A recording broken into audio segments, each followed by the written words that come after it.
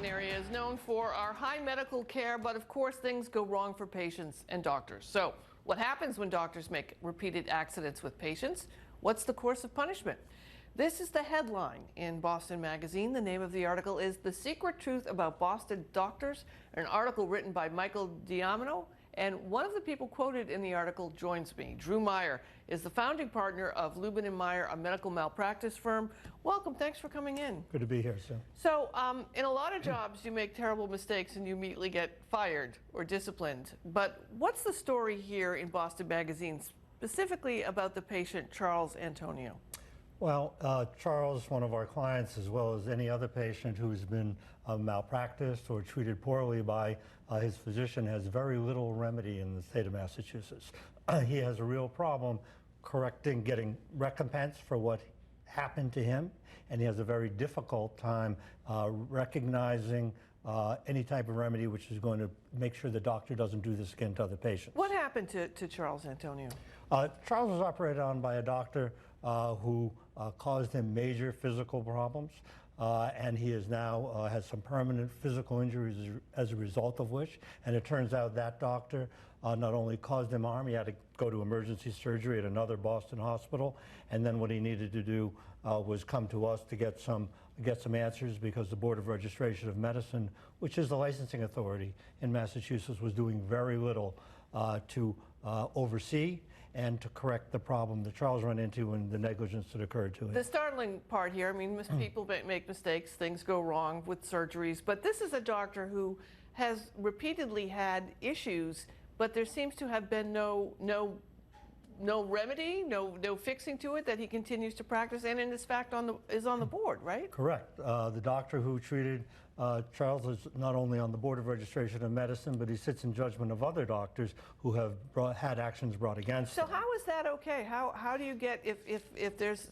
a malpractice suit brought against you, shouldn't you immediately be taken off the board to be Well, this particular objective? doctor was put on the board while the case was pending against him. Who oversees the board? Well, ultimately it's the governor and the Department of Health and Human Services are putting these people on the board, and the board, unfortunately, for the most part, not in total, but for the most part, is controlled by the Mass Medical Society. They put the people they want on, they protect the doctors in Massachusetts, and there's very little protection for the patients, having in mind that preventable medical errors are the third leading cause of death in the United States and in Massachusetts. Well, one of the alarming terms in the article, and I think you may have said it, was calling some of these doctors who make mistakes over and over again frequent flyers. That you, as a law firm, often find yourself having a patient who feels that they've been a victim of malpractice and seeing the same doctor's names pop up. We see the same names on a regular basis. We see the same hospitals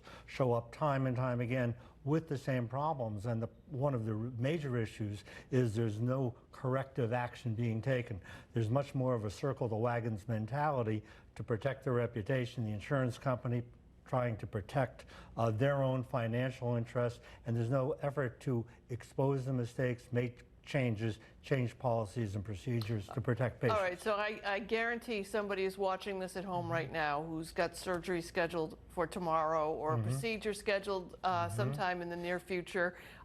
What should they know and what can they do to protect themselves? Well, that's a great question. There's very little in Massachusetts you can do to protect yourself other than get very good recommendations. You end up in Massachusetts knowing more about your refrigerator or your electric toaster than you do about your doctor. You can't find out the history of your doctor. You'd have to really know your way through the court system to find out how many cases are filed. So there's no database that they could check to see how often their surgeon may have been charged with malpractice or had a malpractice suit? There is a physician profile which you can get on the Board of Registration of Medicine, but it's very sketchy. It doesn't show up, and it's only sometimes effective in identifying whether there have been claims or settlements against a particular doctor, but it's not well publicized. People don't know about it, and the information is quite limited. Is there anything folks can do? Should they contact their lawmakers, talk about ways that they can get more information, or should we talk about this oversight board? Well, we need the Board of Registration as the licensing authority, and it should really be run more by consumers who understand what bad medicine is about, rather than doctors as the one we're talking about, who actually has cases pending against them, or a case pending against them, and former cases pending against them, who are trying to sit in judgment of other doctors, and who let bad doctors or doctors with bad records come in and practice in All right, Drew Massachusetts. Meyer, thanks for coming in. Good to meet you. We direct folks to the Boston Magazine article. Thanks so much. Thank you.